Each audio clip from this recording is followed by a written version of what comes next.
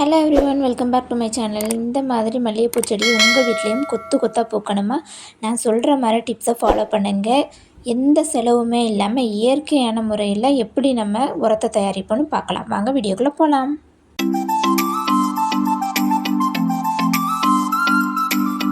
நீங்களே நம்ப மாட்டீங்க, பூக்காத செடி கூட அவ்வளோ சூப்பராக வந்துட்டு பூக்கும். இது எங்கள் அம்மா வீட்டில் இருக்கிற செடியில் நான் இதை ட்ரை பண்ணி பார்த்ததில் இவ்வளோ ஃப்ளவர்ஸ் வச்சுருக்கு. ஸோ என் வீட்லேயுமே நான் ட்ரை பண்ணியிருக்கேன். அந்த செடியுமே உங்களுக்கு நான் காட்டுறேன். இன்றைக்கி நம்ம பார்க்க போகிறது ரொம்ப இன்ட்ரெஸ்டிங்கான வீடியோ தான். ஸோ மல்லிகைப்பூ செடியில் பூக்காமல் இருக்கவே இருக்காது. அப்படி ஒரு டிப்ஸை தான் நம்ம பார்க்க போகிறோம். ஆல்ரெடி நான் ஒரு வீடியோ பதிவு போட்டிருப்பேன். எந்த மாதிரி நம்ம மல்லிகைப்பூ செடியை கட் பண்ணணும், எவ்வளோ க்ரோத்தில் வச்சுருக்கணும், எவ்வளோ ஃபீட்டில் நம்ம எவ்வளோ ஹைட் வரையும் நம்ம வளர்க்கணும் அப்படின்ற வீடியோஸும் நான் போட்டிருக்கேன்.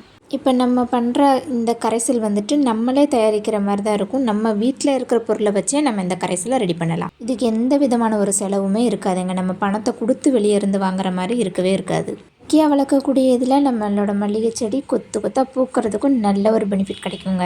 இந்த மாதிரி இயற்கையான உரங்களை கொடுத்து தாறுமாற நம்ம மல்லிகைப்பூ செடிகளை பூக்க வைக்கலாம். இந்த கரைசலை என் மல்லிகை செடிக்கு கொடுத்துட்ருக்கேன். நீங்கள் பாருங்கள், ஒவ்வொரு இதில் இருந்துமே எப்படி அழகாக துளிர் விட்டு வந்திருக்காங்கன்னு. ஒவ்வொரு கட்டிங்ஸுக்கு இடையிலையுமே நல்ல ஒரு துளிரை பார்த்துட்ருக்கீங்க. நீங்கள் கண் கூட பார்த்துட்ருக்கீங்க என்னோடய செடியில் எந்த மாதிரி தாறுமாறாக பூத்துட்டு இருந்தது அப்படின்னு. ஸோ நான் ஃபஸ்ட்டு ஒரு வீடியோ போட்டிருந்தேன், அதுவும் எங்கள் வீட்டில் உள்ள வீடியோ தான். ஸோ இங்கே பாருங்கள், இப்போ நான் கட் பண்ணிவிட்டு இந்த உரங்களை நான் கொடுத்ததுக்கப்புறமா எப்படியெல்லாம் ஒவ்வொரு ஸ்டெம்ப்லேயும் இருந்து எவ்வளோ அழகாக துளிர் விட்டுருக்காங்கன்னு பார்த்துக்கோங்க. துளிர் விட்டு ஒரு இடத்துல மொட்டுக்களும் சில இடத்துல துளிர்களும் நிறையாவே வச்சிட்ருக்காங்க.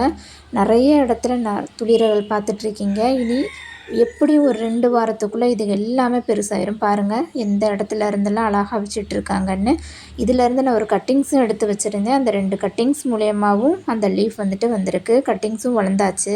இப்போ நம்ம இந்த கரைசலை எப்படி ரெடி பண்ணி எப்படி நம்ம மல்லிகை செடிக்கு கொடுக்கலாம் அப்படின்றதையும் பார்க்கலாம். நம்ம வீட்டில் எலுமிச்சப்பழம் நம்ம யூஸ் பண்ணுவோம் இல்லையா, அந்த ஜூஸை நம்ம பிழிஞ்சிட்டு மீதி இந்த தோலை தூக்கி தான் போடுவோம். இந்த மாதிரி கட் பண்ணி எடுத்து தண்ணியில் ஊற வச்சுக்கோங்க.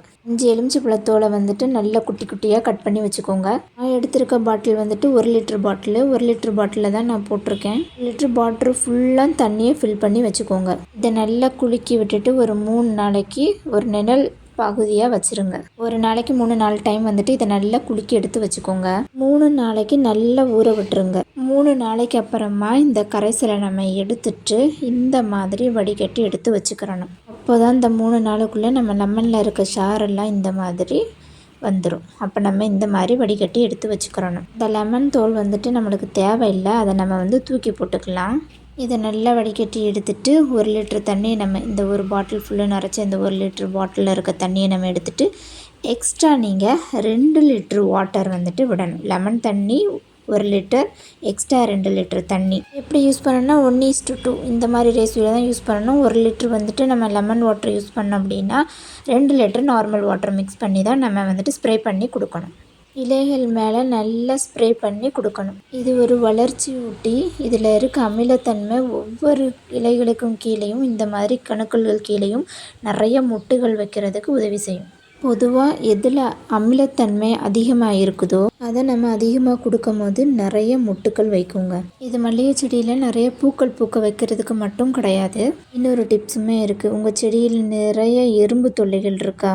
அந்த டைமில் நம்ம என்ன பண்ணணும் அப்படின்னா இந்த எலுமிச்சப்பழ கரைசலை நம்ம ஸ்ப்ரே பண்ணி விட்டோம் அப்படின்னா அந்த எறும்பு தொல்லைகள் எல்லாம் போயிடுங்க.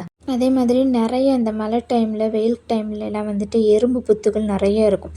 அந்த இடத்துலையுமே இந்த லெமன் கரைசலை நம்ம ஊற்றும் போது அதுவுமே நம்மளுக்கு போயிடுங்க. இது ஒரு ஆர்கானிக்கான எறும்பு வெரைட்டின்னு கூட நம்ம சொல்லலாங்க. நிறைய பூக்களை தரக்கூடிய டிப்ஸை நான் சொல்லியிருக்கேன், நீங்களும் ட்ரை பண்ணி பாருங்கள். இந்த ஆர்கானிக் ஃபெர்டிலைசரை நீங்கள் யூஸ் பண்ணி பாருங்கள்.